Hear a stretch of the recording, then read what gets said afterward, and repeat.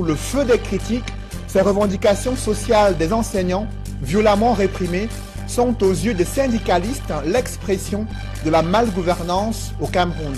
La voix des fédéralistes résonne en plein débat sur le système de gouvernance publique susceptible de mettre fin à ces crises sociales, sécuritaires et politiques décriées au Cameroun.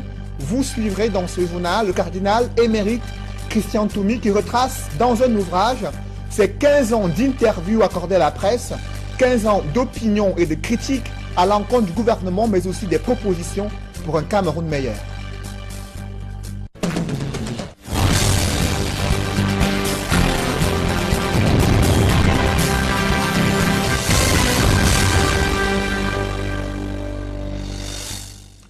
Merci de suivre cette édition complète de l'information sur Equinox Télévision. La répression des manifestations des enseignants soulève une vague d'indignation sur l'opinion publique et la classe politique après 24 heures de détention pour 400 enseignants à Yaoundé. Des leaders politiques, notamment ceux de l'opposition, dénoncent des arrestations jugées arbitraires. Ils expriment leur solidarité à une grogne sociale qui, selon eux, révèle la malgouvernance au Cameroun. Des syndicalistes n'ont pas manqué, eux aussi, de dénoncer cette attitude des pouvoirs publics face à des revendications sociales posées par des enseignants. C'était lors d'une réunion interministérielle qui s'est tenue à Yaoundé. Des précisions avec Emmanuel Diop et Guy Zogo. La 7e session du comité interministériel chargé d'examiner les préoccupations des syndicats des enseignants s'est ouverte par un coup de sang. Le syndicat des enseignants du Cameroun pour l'Afrique a souhaité modifier l'ordre du jour en exigeant la libération. Le syndicat des enseignants du Cameroun pour l'Afrique a souhaité modifier l'ordre du jour en exigeant la libération des enseignants incarcérés. Il n'est pas souhaitable que réunis ici tous les enseignants, que 300 enseignants soient incarcérés et que nous puissions être en train de parler d'autre chose que de leur libération. D'abord, en ce qui concerne le CECA, nous ne souhaitons pas que les travaux puissent continuer sans que nous puissions avoir une situation exacte sur la libération des indignés. Pourtant, esselé, ces syndicats ne peuvent que faire le constat de la quasi-collusion entre les syndicats d'enseignants et le gouvernement. À cet instant si particulier, où on a 300 enseignants qui sont en état d'arrestation, je pense que les enseignants devaient être un peu plus revendicatifs que ce qu'ils sont là aujourd'hui. Où on a l'impression d'avoir un silence et d'être en train de collaborer naturellement à une situation que le ministre de l'enseignement supérieur est en train de donner et qui ne répond pas justement à la préoccupation des syndicats. Au total, souligne ces syndicats, aucun résultat n'a été obtenu depuis la mise sur pied du comité interministériel en charge des questions des enseignants. Le comité est aujourd'hui à sa 7e session et passe à son 14e mois sans avoir rien fait du tout. Vous avez vu l'ordre du jour tout à l'heure, c'est un ordre du jour qui est assez plat. On vous parle de l'exposé des ministres sur l'état d'avancement de l'intégration des enseignants et des contractuels. En réalité, il sera juste question de continuer le bavardage. Il ne reste alors au CECA qu'à annoncer qu'il met un terme à sa participation à ces travaux. Je ne participe plus aux travaux, je suspends la participation du syndicat des enseignants du Cameroun pour l'Afrique jusqu'à ce que les enseignants soient libérés. Les enseignants indignés, eux, restent incarcérés dans divers commissariats de la capitale. Eux restent incarcérés dans divers commissariats de la capitale.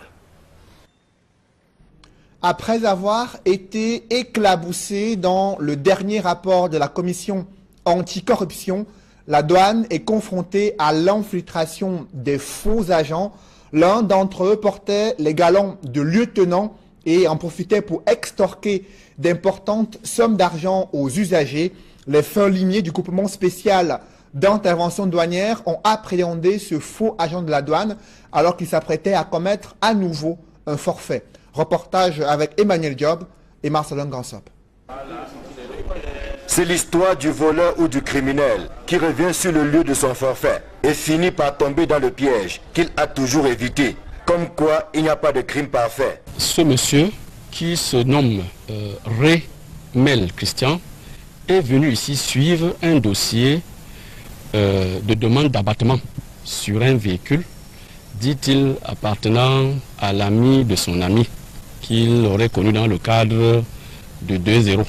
Et à l'arrivée, le jeune officier chargé de ce dossier a constaté des comportements suspects, des déclarations plus ou moins incorrectes.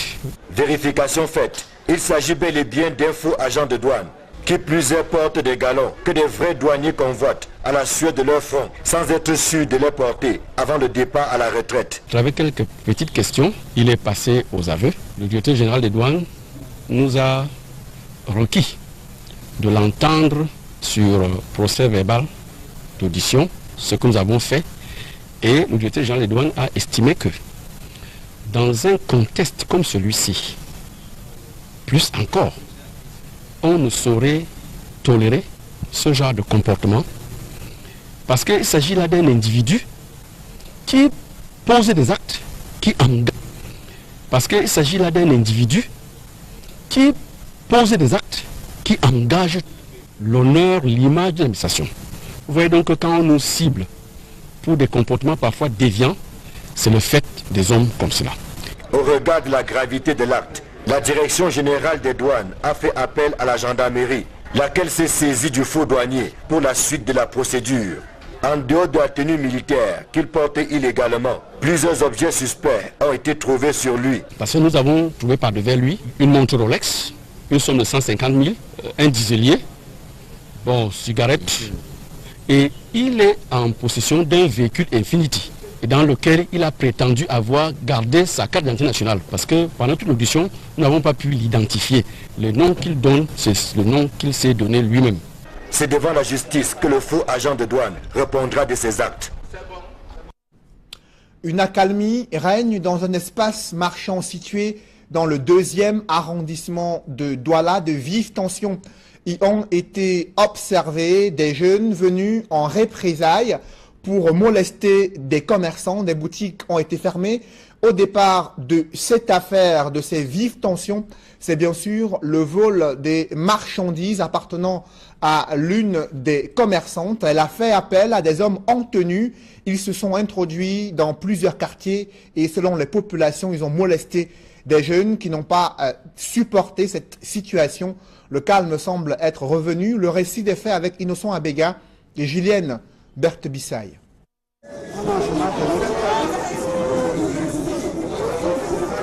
Les commerçants du marché Kassa-la-Femme à Douala 2e ont ras-le-bol des coups de vol et escroqueries dont ils sont victimes au quotidien. Quand tu amènes une petite marchandise comme le pouce là, si tu mets à terre, tu donnes 1000 francs, il refuse, 2000, il refuse. Et après, si tu acceptes même donner, il décharge, après tu vous donnes 1000 francs, il refuse, 2000, il refuse. Et après, si tu acceptes même donner, il décharge, après tu vois toujours que tu as le manquant qu'on a volé. Donc, il parlait de droit de terre, nous on connaît que le droit de terre c'est encore quoi. Une des leurs, apprend-on, aurait subi les frasques de ces hors-la-loi la veille. Bon, il y a une dame qui apporte sa marchandise, qui sert des cartons. Les gars ont porté 8, ils ont eu le carton dans la voiture. Et ces 8 cartons ont disparu. Et c'est des chargeurs qui faisaient tous les jours, qui ont 8 cartons. Et c'est les gars du quartier. Courroucée, cette dernière s'est faite justice. La fille, peut-être c'est son gars qui est un militaire ou c'est comment on ne connaît pas. Hein? Il est parti venir avec 8 militaires à 2 heures de la nuit. Ils sont partis réveiller les gens, commencer à taper les gens seulement. Il n'a pas même, peut-être, il ne connaît pas le gars qui a fait ça. Il a commencé à taper les gens seulement dans le quartier. Tout celui qui vient, il encaisse. Les responsables de cet espace marchand, pour éviter toute représailles, ont décidé de le fermer jusqu'à ce que l'ordre soit rétabli. Parlons à présent de la réorganisation de la Kamwata qui est en marche pour la reprise en main du service public de distribution de l'eau au Cameroun, malgré l'annonce de la fin du contrat d'affermage avec la Camerounaise des eaux. Des élections de délégués du personnel pourraient y être organisées selon certains agents. Ceux-ci s'y opposent en invoquant l'enjeu de la renationalisation de la CDE au Cameroun. Des précisions avec Guy Zogo dans ce reportage. Le secteur de l'eau potable est en ébullition avec les décisions du chef de l'État optant pour la fusion Camwater-CDE et l'absorption de la CDE par la Camwater au plus tard, le 30 avril de cette année. Dans la perspective de cette évolution, un nouveau syndicat vient de voir le jour dans ces secteurs. Le syndicat national des emplois de l'eau potable a désormais cours légal, a désormais toute l'habilitation nécessaire pour pouvoir exercer.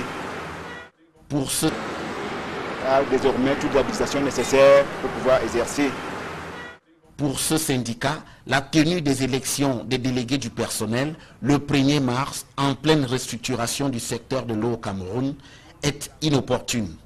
On demande le report de ces élections. La CDE est en train de finir et la Camwater qui va nous accueillir a sollicité et obtenu du ministère du Travail le report des élections pour attendre la fusion. Donc les élections qui peuvent se tenir à la CDE aujourd'hui ne sont pas nécessaires ou alors tout au moins n'ont pas leur place. Des arguments, y soutient-on, qui sont confortés par la loi. La loi définit clairement ce qu'on appelle un établissement en matière d'élection des délégués du personnel, c'est-à-dire un groupement de personnel qui travaille ensemble, qui sous l'égide d'un responsable et qui comporte au moins 20 personnes. Mais aujourd'hui, cette réglementation n'est pas respectée. Aussi, les responsables du syndicat de l'eau potable estiment que l'entêtement de la CDE à tenir les élections des délégués du personnel ne peut être que contre-productif. Des femmes magistrates s'opposent au mariage précoce des jeunes filles et leur marginalisation dans l'accès à l'éducation.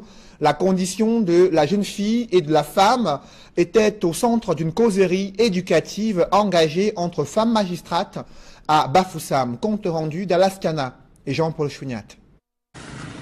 Régulièrement en touche pour arbitrer des affaires conjugales et familiales, les femmes magistrats, avocats et autres auxiliaires de justice ont décidé de sortir de leur rôle de justicier pour dénoncer les discriminations faites à la gente féminine dans la région de l'Ouest. Rite de veuvage, marginalisation de la jeune fille dans l'accès à l'éducation, mariage précoce. Les parents choisissent souvent d'envoyer pour le garçon. Accès à l'éducation, mariage précoce. Les parents choisissent souvent d'envoyer pour le garçon à l'école, sous prétexte que la fille est politique dans le mariage et l'éducation ne lui sert à rien. C'est une perte de temps.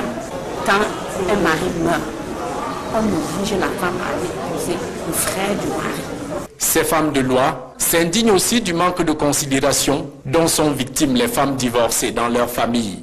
À l'Ouest, on a remarqué que les parents ont souvent honte de voir les filles qui ont divorcé, leurs filles qui rentrent à la maison après avoir connu un échec dans le mariage. Ça fait souvent honte aux parents. Ce qui fait qu'ils préfèrent que les enfants subissent vraiment des maltraitances dans les ménages. En rang serré dans le cadre des activités de la 33e journée internationale de la femme, les femmes du corps de la justice veulent sensibiliser la société traditionnelle de l'Ouest et le public sur la nécessité et l'intérêt d'accorder à la femme et la jeune fille les mêmes droits que les hommes. Nous voulons sensibiliser et les parents, afin que les parents soient responsables. Parce que quand on aime ses enfants, on ne peut pas envoyer un enfant à 15 ans en mariage chez un vieillard sous prétexte que ce vieillard va venir s'occuper de la famille. En plus de cette causerie éducative en vue d'interpeller la responsabilité des hommes, les femmes magistrats, avocats et auxiliaires de justice en service dans la région de l'Ouest vont aussi entretenir le public autour d'une conférence débat sur les droits des femmes à l'héritage. Comment mettre fin à la marginalisation des femmes dans la société camerounaise? Des femmes, leaders, chefs d'entreprise prônent l'entrepreneuriat féminin et l'autonomisation des femmes à travers des activités génératrices de revenus. La Cameroon Women Business Leader Association a signé une convention avec le ministère des Petites et Moyennes Entreprises afin de doter les femmes des outils. Signé une convention avec le ministère des Petites et Moyennes Entreprises afin de doter les femmes des outils nécessaires pour mettre sur pied des projets générateurs de revenus. Reportage Gladys Sidi.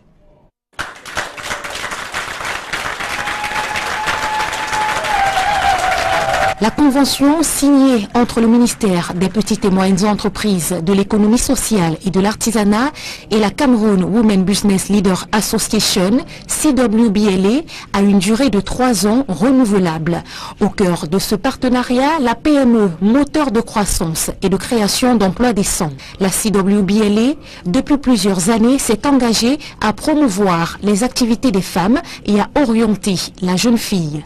Une initiative qui a séduit le ministère des PME. C'est une association de femmes, chefs d'entreprise, qui a invité le gouvernement à la signature d'une convention.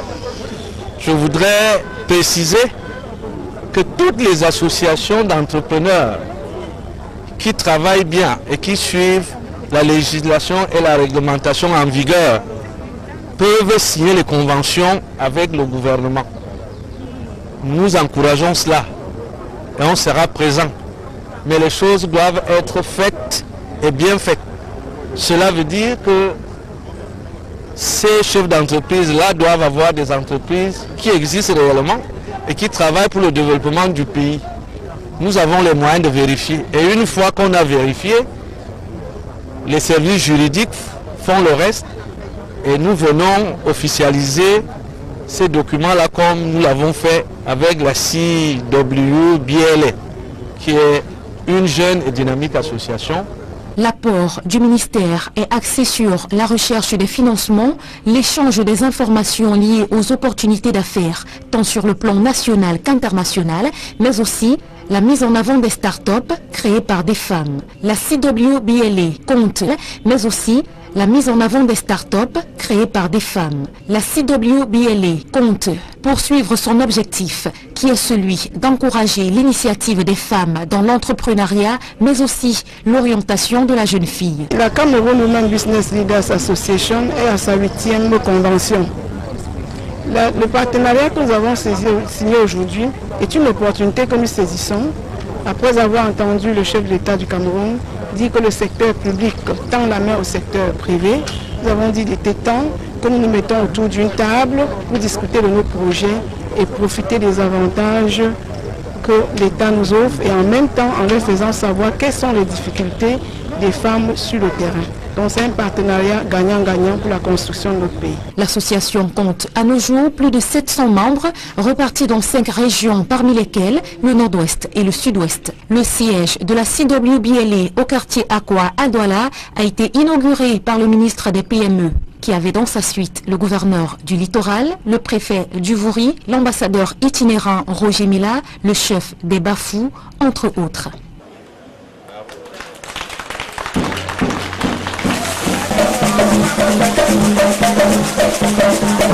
Moment d'euphorie suivi de la présentation de la plaque inaugurale et la signature du livre d'or par les différentes personnalités. Les Amazones de la CWBLA ont pour ambition de construire le Cameroun, terre de leur progéniture. Les domaines d'activité vers lesquels elles sont portées sont, entre autres, l'agroalimentaire, l'agriculture, les technologies de l'information et de la communication, l'immobilier, le commerce général, la restauration, le textile.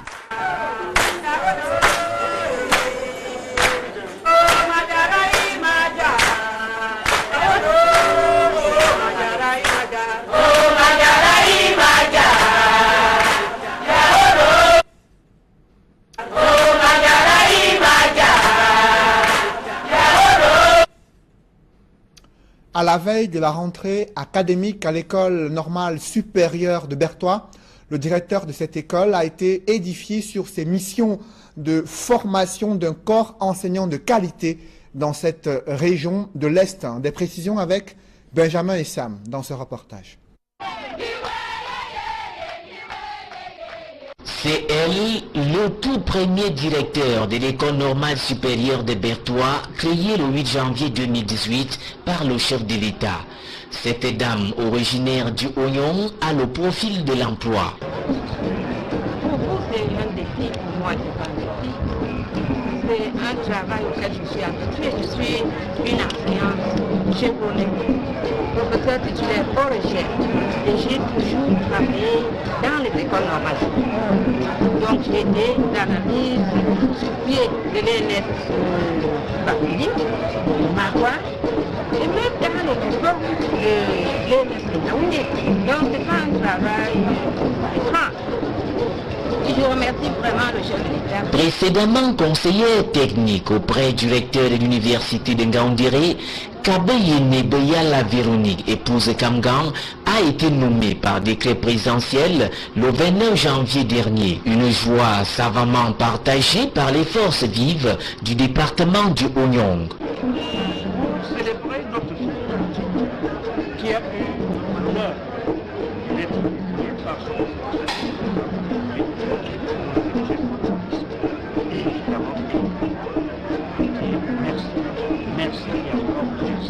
Vous savez, dans nos traditions, on a toujours pensé que la fille ne peut rien faire. Mais aujourd'hui, vous voyez, les filles vont très haut, très loin, et c'est ce que nous avons dit. Qu'elles aillent plus loin, très haut, très loin, et c'est ce que nous avons dit. Qu'elles aillent plus loin et plus loin encore dans ce qu'elle a appris à faire, dans le travail qu'on vient de lui confier. Chercheur chevronné, professeur titulaire des universités depuis 2011, Madame Kangam Véronique n'aura pas la tâche facile. Pour le professeur Oufemelo Tindi, recteur de l'université de Ngaoundéré, le nouveau directeur a tous les atouts académiques pour réussir. Qu'elle le mette vraiment sur pied, cette école normale qui doit sortir de ses fonds baptismaux. Hein, vous savez que tout est à faire. Hein. Elle a la nomination, certes, elle a le charisme, elle a l'expertise. Maintenant, il faut utiliser le terrain. Il faut construire et construire pour toujours. Aussi a-t-elle reçu l'onction traditionnelle des fils et filles de l'Est et de l'Ouest. La voix des fédéralistes résonne en plein cœur du débat sur le système de gouvernance publique susceptible d'améliorer le quotidien des Camerounais et mettre fin à ces crises sociales, politiques et sécuritaires décriées à travers le triangle national.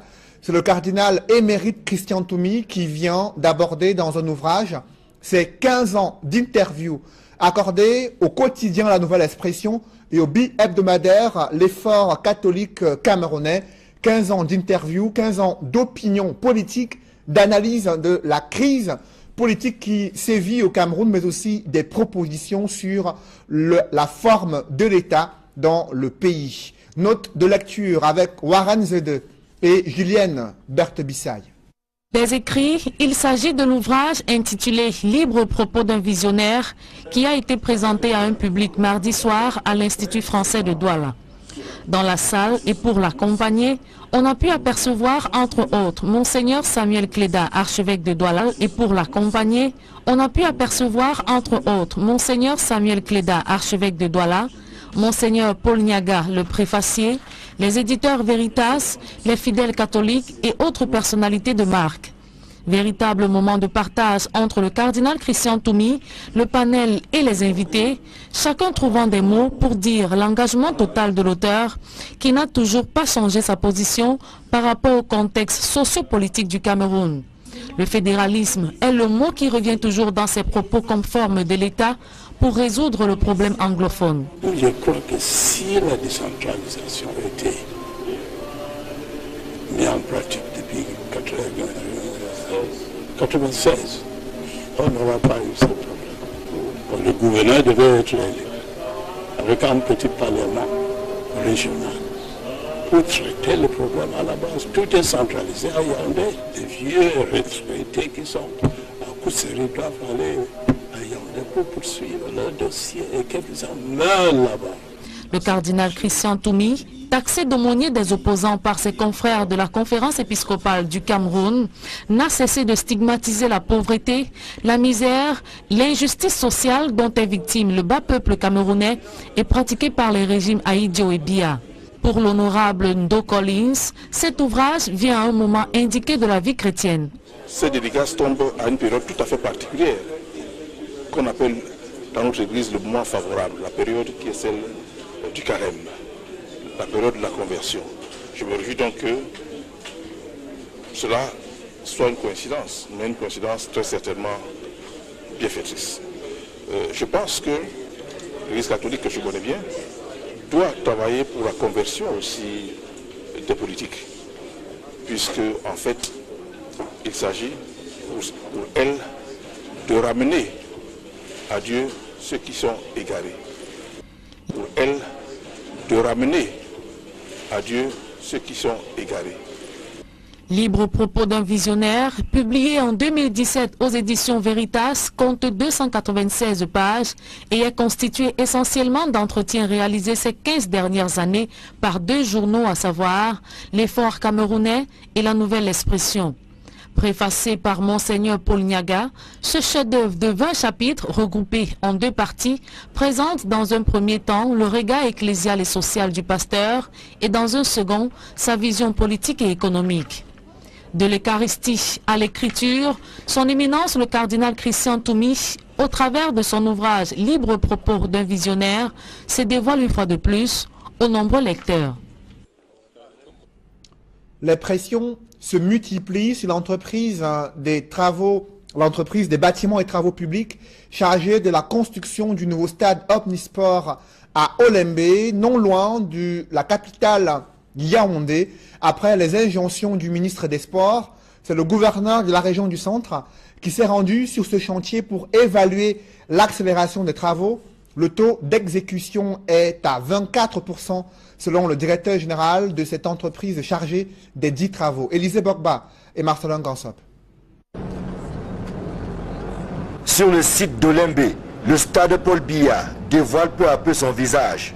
L'arrivée des préfabriqués a donné un coup d'accélérateur aux travaux qui se déroulent désormais de jour comme de nuit. Les travaux sont bien avancés dans les dernières 2 semaines et dans ces périodes par exemple, on a bien avancé au niveau de l'installation de l'aliment préfabriqué. On a aussi commencé avec l'installation de la structure métallique.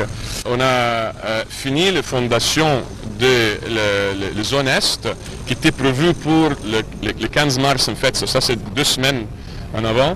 En principe, au niveau de la structure principale de la zone Est, en fait ça c'est 2 semaines en avant. En principe, au niveau de la structure principale de la zone Est, nous sommes jusqu'à maintenant à 3 semaines avant le programme. La page de l'ancien chef de projet est désormais tournée avec une densification remarquable des ressources humaines, matérielles et logistiques et un taux d'exécution des travaux qui tourne autour de 24%. Par exemple, les numéros de grues, les grands grues là comme bon, les 100 tonnes ou les 200 ou les 300, c'était prévu de faire le projet avec 5. Aujourd'hui, j'ai 9 opérationnels et j'ai 3 qui sont arrivés avec les bateaux. On fait les calibrages pour la sécurité industrielle et tout ça aujourd'hui pour faire entrer les 3 demain. Ça veut dire que 12. Ça c'est seulement pour le gros et ici quand on parle de montage d'éléments préfabriqués et préfabriqués en béton et aussi structure métallique, c'est le travail des groupes. Il y a plus de personnel. Il y a une deuxième centrale de béton qu'on a installée pour doubler la productivité de béton. Pour le moment, on travaille jour et nuit. On peut finir par exemple 4 heures ou 5 heures le matin chaque jour. C'est une cuvette d'Olembe en pleine ébullition en ce moment.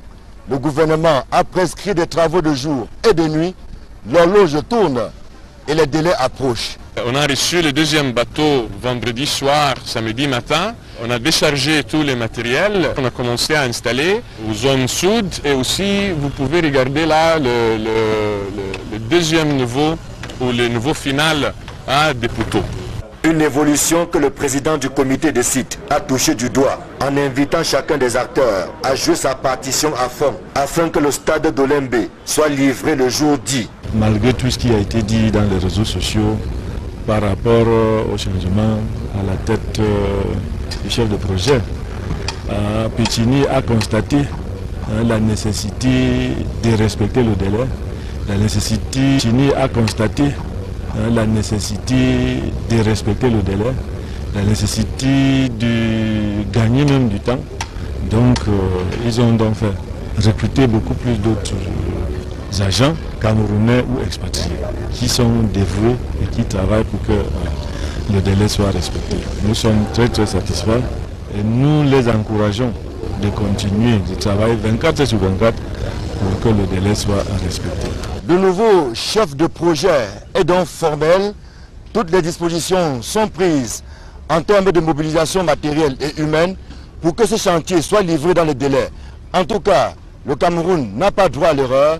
La prochaine mission d'inspection de la CAF est attendue et il faudrait tenir le coup d'ici là.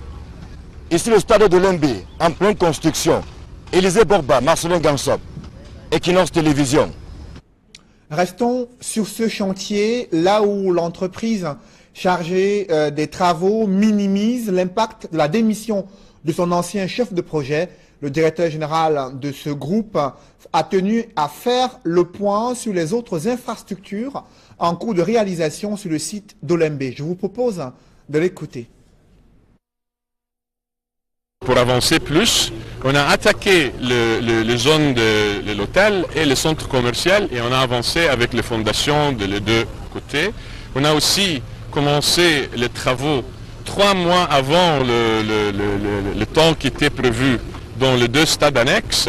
On a commencé à faire les fondations de 2 stades annexes en parallèle et en même temps nous sommes en train de préparer pour l'heure du jeu, pour avancer avec l'heure du jeu aussi et les gazons dans les prochaines semaines. C'était un changement organisationnel, comme on a dit, pour partager l'effort, pour travailler dans plus qu'une zone, sans seulement penser du stade principal. Le stade prend plus qu'une zone, sans seulement penser du stade principal. Le stade principal est bien évolué et va continuer comme ça, mais on a attaqué les autres zones et pour nous, le changement de l'organisation était nécessaire. Et voilà, on peut voir avec les yeux, pas seulement par les messages WhatsApp ou les emails ou les images, je ne sais pas quoi. On peut voir live qu'est-ce qui était fait dans 2 semaines. Hein? Ça veut dire que, en fait, la situation aujourd'hui est mieux. Et je crois qu'après 2 semaines, ça va être mieux d'aujourd'hui. Pas seulement au niveau d'avancement, non, au niveau de le rythme de l'avancement. Comment le sport peut-il Triage et ancien d'église, Nyat Difendi Marcel, représenté pour la circonstance par M. Eric Nyat, 4e adjoint au maire de la commune de Baganté, assisté d'une forte délégation. Ce jour, le culte est dit par le révérend Tchednia Jean Dagoubert, président du district ecclésiastique de Banenkane. Cet important don est composé de tout un arsenal d'outils de sonorisation, parmi lesquels une console professionnelle, des baffles amplifiés, des micro-baladeurs, des trépieds, des câbles de sonorisation et d'un inspecteur. À cela s'ajoute la rondelette somme d'1 million de francs CFA pour l'évolution des travaux de la sacristie en chantier, voilà plusieurs mois. Une véritable bouffée d'oxygène pour les chrétiens de la dite paroisse. Papa, le patriarche Nyat Difendi Marcel, il y a 1 mois, il nous a dit ouais, pourquoi le pasteur peut dépenser autant de calories pour se faire comprendre. D'ici là, je vais envoyer, on va vous chercher des instruments de sonorisation de bonne qualité. Et aujourd'hui, ce ne sont plus des rêves. Aujourd'hui, c'était le tour de Banenkane. Nous sommes très heureux qu'il ait tenu à sa promesse. Monsieur Erignat, prenant la parole au cours de la dédicace de cet arsenal de sonorisation, a tenu à rappeler que le patriarche Nyat Difendi Marcel n'est pas son premier geste de cœur envers l'Église. Le révérend Tchednia Jean Dagoubert, président du district ecclésiastique de Banenkane, très honoré par cette promesse respectée du patriarche Nyat Difendi Marcel, lui a remis en retour une médaille sous forme de croix pastorale. Comme si cela ne suffisait pas, l'émissaire du patriarche Nyat Difendi Marcel, à savoir M. Eric Nyat, lui aussi connu pour ses gestes de générosité envers l'Église, à séance tenante, était nommé conseiller paroissial. Générosité envers l'Église, à séance tenante, était nommé conseiller paroissial, avant de se voir gratifié d'une médaille sous l'appellation Simon de Cyrène, une distinction religieuse appréciée à sa juste valeur. C'est un sentiment de fierté, d'humilité aussi, parce que c'est une paroisse Il y avait, je crois, 150, 157 personnes aujourd'hui, principalement des parents. Et me donner cette confiance, pour moi, je dois faire preuve d'humilité et j'espère être à la hauteur de ces responsabilités. Les fidèles de la dite paroisse ne sont pas restés insensibles face à une telle cérémonie. Cet apport du patriarche, de notre Père, est une bouffée d'oxygène extraordinaire pour notre paroisse. Je pense que vous avez vu, toute la paroisse était en ébullition, en joie pour recevoir ce cadeau. Nous disons merci, un merci sans fin, parce que vraiment c'était quelque chose d'extraordinaire. C'est finalement dans une effervescence totale que s'est achevée cette cérémonie.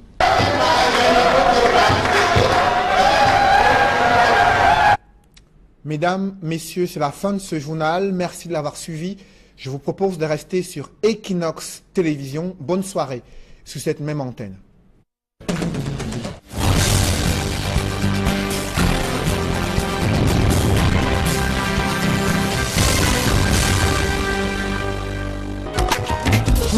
Sous le feu des critiques, ces revendications sociales des enseignants, violemment réprimées, sont aux yeux des syndicalistes l'expression de la malgouvernance au Cameroun. La voix des fédéralistes résonne en plein débat sur le système de gouvernance publique susceptible de mettre fin à ces crises sociales, sécuritaires et politiques décriées au Cameroun.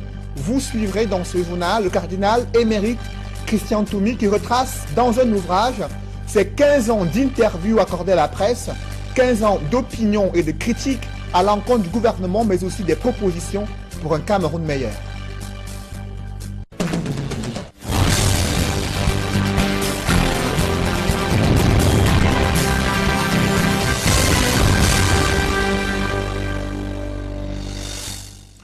Merci de suivre cette édition complète de l'information sur Equinox Télévision.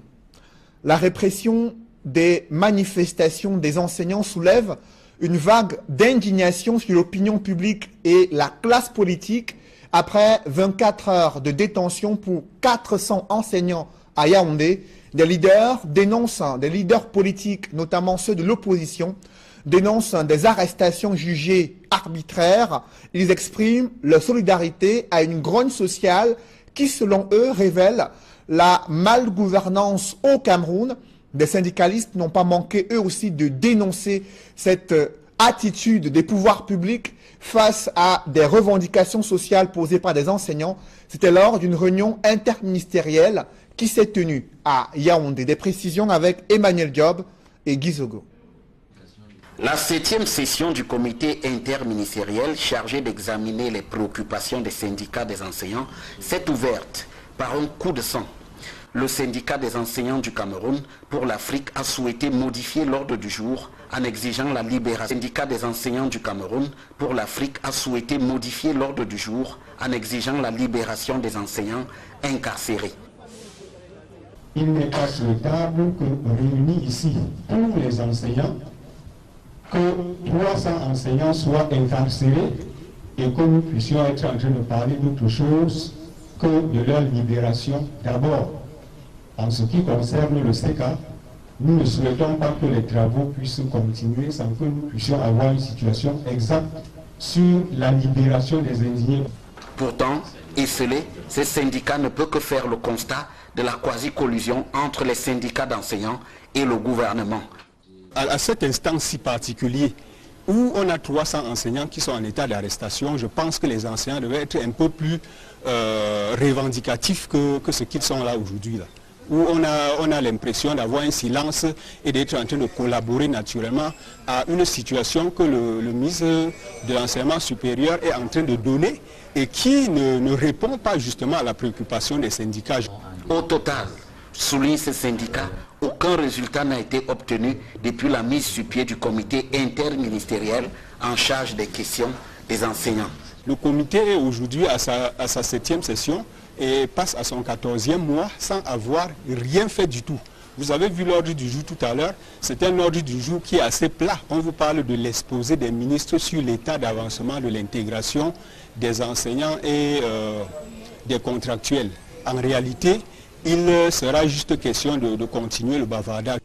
Il ne reste alors au SECA qu'à annoncer qu'il met un terme à sa participation à ces travaux. Je ne participe plus aux travaux, je suspends la participation du syndicat des enseignants du Cameroun pour l'Afrique jusqu'à ce que les enseignants soient libérés. Les enseignants indignés, eux, restent incarcérés dans divers commissariats de la capitale. Eux, restent incarcérés dans divers commissariats de la capitale. Après avoir été éclaboussé dans le dernier rapport de la commission anticorruption, la douane est confrontée à l'infiltration des faux agents. L'un d'entre eux portait les galons de lieutenant et en profitait pour extorquer d'importantes sommes d'argent aux usagers. Les fins limiers du groupement spécial d'intervention douanière ont appréhendé ce faux agent de la douane alors qu'il s'apprêtait à commettre à nouveau un forfait. Reportage avec Emmanuel Job et Marcelin Gansop. C'est l'histoire du voleur ou du criminel qui revient sur le lieu de son forfait et finit par tomber dans le piège qu'il a toujours évité. Comme quoi, il n'y a pas de crime parfait. Ce monsieur qui se nomme Association CWBLA a une durée de 3 ans renouvelable.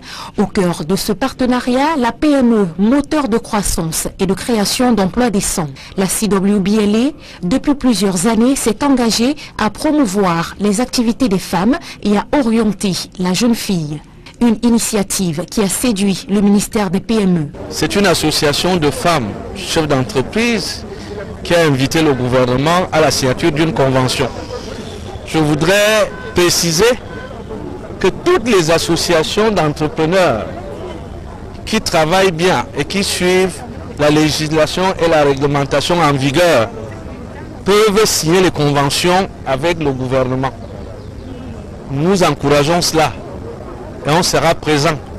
Mais les choses doivent être faites et bien faites. Cela veut dire que ces chefs d'entreprise-là doivent avoir des entreprises qui existent réellement et qui travaillent pour le développement du pays. Nous avons les moyens de vérifier. Et une fois qu'on a vérifié, les services juridiques font le reste et nous venons officialiser ces documents-là comme nous l'avons fait avec la CWBLA, qui est une jeune et dynamique association. L'apport du ministère est axé sur la recherche des financements, l'échange des informations liées aux opportunités d'affaires, tant sur le plan national qu'international, mais aussi la mise en avant des start-up créées par des femmes. La CWBLA compte, mais aussi la mise en avant des start-up créées par des femmes. La CWBLA compte poursuivre son objectif, qui est celui d'encourager l'initiative des femmes dans l'entrepreneuriat, mais aussi l'orientation de la jeune fille. La Cameroun Women Business Leaders Association est à sa 8e convention. Le partenariat que nous avons signé aujourd'hui est une opportunité que nous saisissons après avoir entendu le chef de l'État du Cameroun dire que le secteur public tend la main au secteur privé. Nous avons dit qu'il était temps que nous nous mettons autour d'une table pour discuter de nos projets et profiter des avantages que l'État nous offre et en même temps en leur faisant savoir quelles sont les difficultés des femmes sur le terrain. Donc c'est un partenariat gagnant-gagnant pour la construction de notre pays. L'association compte à nos jours plus de 700 membres repartis dans 5 régions, parmi lesquelles le nord-ouest et le sud-ouest. Le siège de la CWBLA au quartier Aqua à Douala a été inauguré par le ministre des PME, qui avait dans sa suite le gouverneur du littoral, le préfet du Vouri, l'ambassadeur itinérant Roger Mila, le chef des Bafous, entre autres.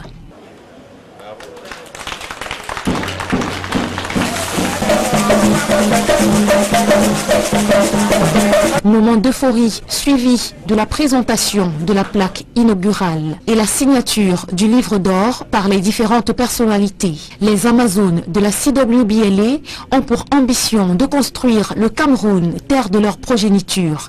Les domaines d'activité vers lesquels elles sont portées sont, entre autres, l'agroalimentaire, l'agriculture, les technologies de l'information et de la communication, l'immobilier, le commerce général, la restauration, le textile.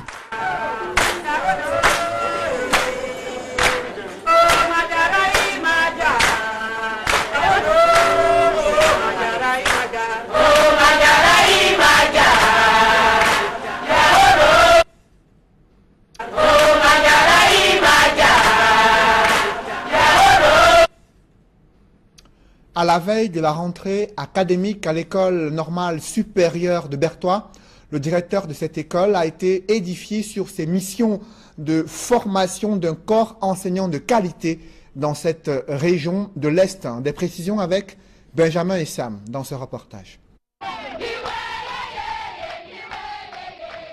C'est elle, le tout premier directeur de l'école normale supérieure de Bertois, créé le 8 janvier 2018 par le chef de l'État. Cette dame originaire du Oignon a le profil de l'emploi. C'est un défi pour moi, c'est un travail auquel je suis habituée. Je suis une enseignante chevronnée, professeur titulaire au recherche, et j'ai toujours travaillé dans les écoles normales. Donc j'ai été dans la mise sur pied de l'ENS Bangui, de Marois, et même dans le diplôme de l'ENS Yaoundé. Donc c'est pas un travail étrange. Je remercie vraiment le chef de l'État. Précédemment conseillère technique auprès du recteur de l'université de Ngaoundéré, Kabeyene Beyala Véronique, épouse Kamgan, a été nommée par décret présidentiel le 29 janvier dernier. Une joie savamment partagée par les forces vives du département du Oignon.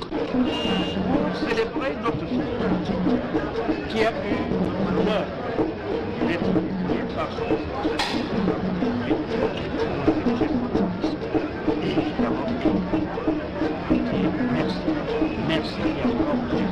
Vous savez, dans nos traditions, on a toujours pensé que la fille ne peut rien faire. Mais aujourd'hui, vous voyez, les filles vont très haut, très loin, et c'est ce que nous avons dit. Qu'elles aillent plus loin, très haut, très loin, et c'est ce que nous avons dit. Qu'elles aillent plus loin et plus loin encore dans ce qu'elle a appris à faire, dans le travail qu'on vient de lui confier. Chercheur chevronné, professeur titulaire des universités depuis 2011, Madame Kangam Véronique n'aura pas la tâche facile. Pour le professeur Oufé Melo Tindi, recteur de l'université de Ngaoundéré, le nouveau directeur a tous les atouts académiques pour réussir. Qu'elle mette vraiment sur pied cette école normale qui doit sortir de ses fonds baptismaux. Hein, vous savez que tout est à faire. Hein. Elle a la nomination, certes, elle a le charisme, elle a l'expertise. Maintenant, il faut utiliser le terrain. Il faut construire, et construire pour toujours. Aussi a-t-elle reçu l'onction traditionnelle des fils et filles de l'Est et de l'Ouest. La voix des fédéralistes résonne en plein cœur du débat sur le système de gouvernance publique susceptible d'améliorer le quotidien des Camerounais et mettre fin à ces crises sociales, politiques et sécuritaires décriées à travers le triangle national. C'est le cardinal émérite Christian Toumi qui vient d'aborder dans un ouvrage ces 15 ans d'interviews accordés au quotidien La Nouvelle Expression et au bi-hebdomadaire L'Effort catholique camerounais. 15 ans d'interviews, 15 ans d'opinion politique, d'analyse de la crise politique qui sévit au Cameroun, mais aussi des propositions sur la forme de l'État dans le pays. Note de lecture avec Warren Zede et Julienne Berthe-Bissaille. Des écrits, il s'agit de l'ouvrage intitulé « Libre propos d'un visionnaire » qui a été présenté à un public mardi soir à l'Institut français de Douala. Dans la salle et pour l'accompagner, on a pu apercevoir entre autres Monseigneur Samuel Cléda, archevêque de Douala, et pour l'accompagner, on a pu apercevoir entre autres Monseigneur Samuel Cléda, archevêque de Douala, Monseigneur Paul Niaga, le préfacier, les éditeurs Veritas, les fidèles catholiques et autres personnalités de marque. Véritable moment de partage entre le cardinal Christian Toumi, le panel et les invités, chacun trouvant des mots pour dire l'engagement total de l'auteur qui n'a toujours pas changé sa position par rapport au contexte sociopolitique du Cameroun. Le fédéralisme est le mot qui revient toujours dans ses propos comme forme de l'État pour résoudre le problème anglophone. Je crois que si la décentralisation était mise en pratique depuis 1996, on n'aura pas eu ce problème. Le gouverneur devait être élu avec un petit parlement régional pour traiter le problème à la base. Tout est centralisé à Yaoundé. Les vieux retraités qui sont à Kousseri doivent aller à Yaoundé pour poursuivre leur dossier et quelques-uns meurent là-bas. Le cardinal Christian Toumi, taxé d'aumônier des opposants par ses confrères de la conférence épiscopale du Cameroun, n'a cessé de stigmatiser la pauvreté, la misère, l'injustice sociale dont est victime le bas peuple camerounais et pratiquée par les régimes Ahidjo et Biya. Pour l'honorable Ndo Collins, cet ouvrage vient à un moment indiqué de la vie chrétienne. Cette dédicace tombe à une période tout à fait particulière, qu'on appelle dans notre église le moment favorable, la période qui est celle du carême, la période de la conversion. Je me réjouis donc que cela soit une coïncidence, mais une coïncidence très certainement bienfaitrice. Je pense que l'Église catholique, que je connais bien, doit travailler pour la conversion aussi des politiques, puisque en fait il s'agit pour elle de ramener à Dieu ceux qui sont égarés. Pour elle, Mel Christian est venu ici suivre un dossier de demande d'abattement sur un véhicule, dit-il, appartenant à l'ami de son ami, qu'il aurait connu dans le cadre de 2-0. Et à l'arrivée, le jeune officier chargé de ce dossier a constaté des comportements suspects, des déclarations plus ou moins incorrectes. Vérification faite. Il s'agit bel et bien d'un faux agent de douane qui plus est porte des galons que des vrais douaniers convoitent à la sueur de leur front sans être sûr de les porter avant le départ à la retraite. Avec quelques petites questions, il est passé aux aveux. Le directeur général des douanes nous a requis de l'entendre sur procès verbal d'audition, ce que nous avons fait, et le directeur général des douanes a estimé que dans un contexte comme celui-ci, plus encore, on ne saurait tolérer ce genre de comportement parce qu'il s'agit là d'un individu qui pose des actes qui engagent. Parce qu'il s'agit là d'un individu qui pose des actes qui engagent l'honneur, l'image de l'administration. Vous voyez donc que quand on nous cible pour des comportements parfois déviants, c'est le fait des hommes comme cela. Au regard de la gravité de l'acte, la Direction générale des douanes a fait appel à la gendarmerie, laquelle s'est saisie du faux douanier pour la suite de la procédure. En dehors de la tenue militaire qu'il portait illégalement, plusieurs objets suspects ont été trouvés sur lui. Parce que nous avons trouvé par devers lui une montre Rolex, une somme de 150 000, un dieselier, cigarette, et il est en possession d'un véhicule Infiniti, dans lequel il a prétendu avoir gardé sa carte d'identité nationale. Parce que pendant toute l'audition, nous n'avons pas pu l'identifier. Le nom qu'il donne, c'est le nom qu'il s'est donné lui-même. C'est devant la justice que le faux agent de douane répondra de ses actes. Une accalmie règne dans un espace marchand situé dans le 2e arrondissement de Douala. De vives tensions y ont été observées, des jeunes venus en représailles pour molester des commerçants. Des boutiques ont été fermées. Au départ de cette affaire, de ces vives tensions, c'est bien sûr le vol des marchandises appartenant à l'une des commerçantes. Elle a fait appel à des hommes en tenue. Ils se sont introduits dans plusieurs quartiers et selon les populations, ils ont molesté des jeunes qui n'ont pas supporté cette situation. Le calme semble être revenu. Le récit des faits avec Innocent Abega et Julienne Berthe-Bissaille.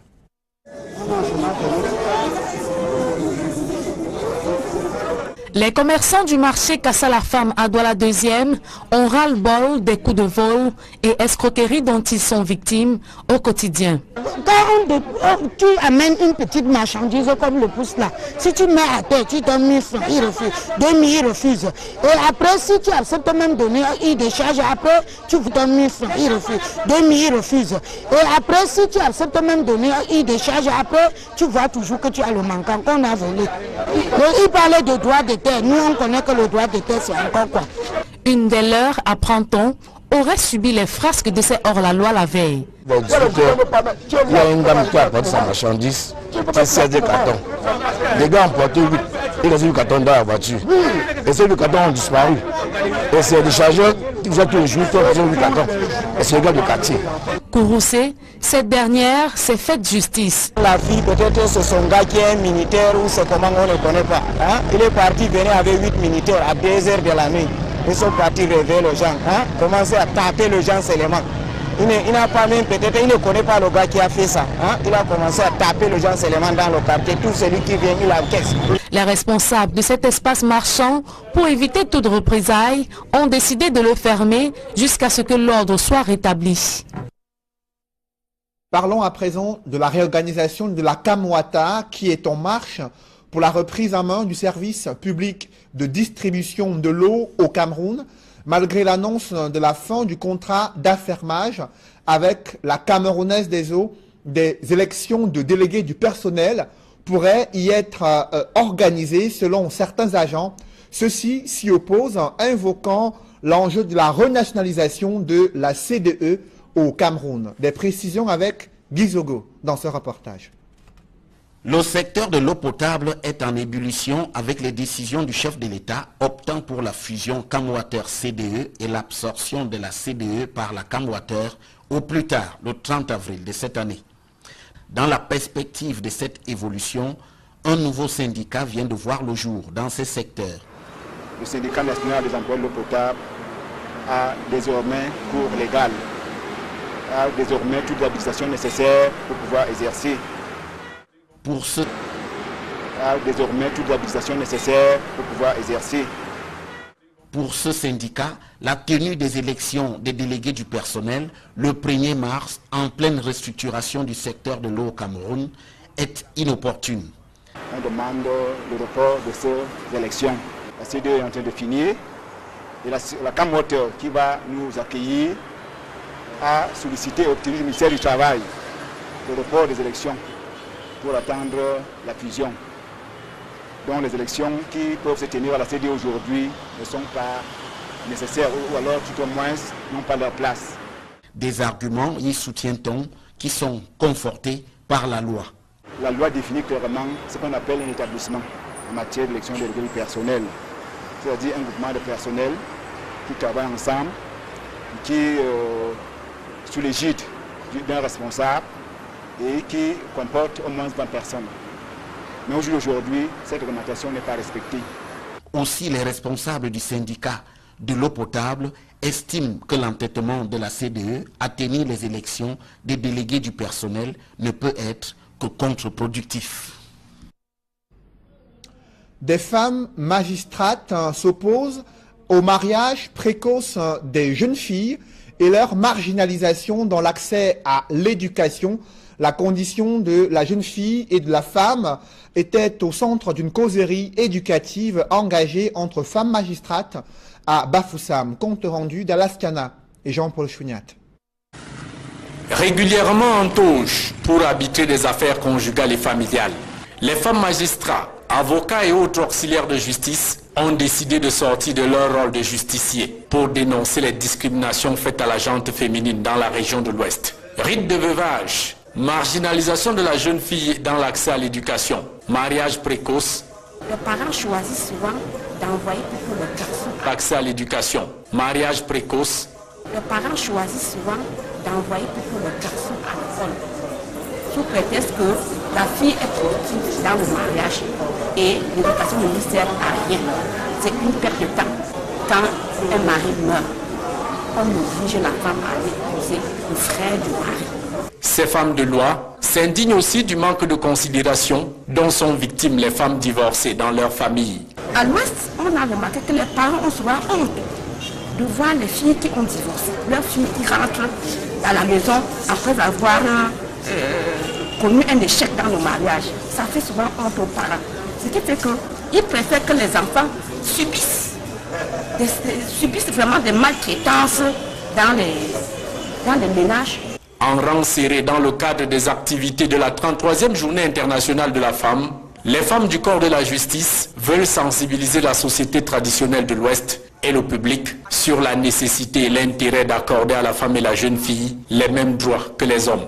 Nous voulons sensibiliser et les parents afin que les parents soient responsables. Parce que quand on aime ses enfants, on ne peut pas envoyer un enfant à 15 ans en mariage chez un vieillard sous prétexte que ce vieillard va venir s'occuper de la famille. En plus de cette causerie éducative en vue d'interpeller la responsabilité des hommes, les femmes magistrats, avocats et auxiliaires de justice en service dans la région de l'Ouest vont aussi entretenir le public autour d'une conférence débat sur les droits des femmes à l'héritage. Comment mettre fin à la marginalisation des femmes dans la société camerounaise? Des femmes, leaders, chefs d'entreprise prônent l'entrepreneuriat féminin et l'autonomisation des femmes à travers des activités génératrices de revenus. La Cameroon Women Business Leader Association a signé une convention avec le ministère des Petites et Moyennes Entreprises afin de doter les femmes des outils. Signé une convention avec le ministère des Petites et Moyennes Entreprises afin de doter les femmes des outils nécessaires pour mettre sur pied des projets générateurs de revenus. Reportage Gladys Sidi.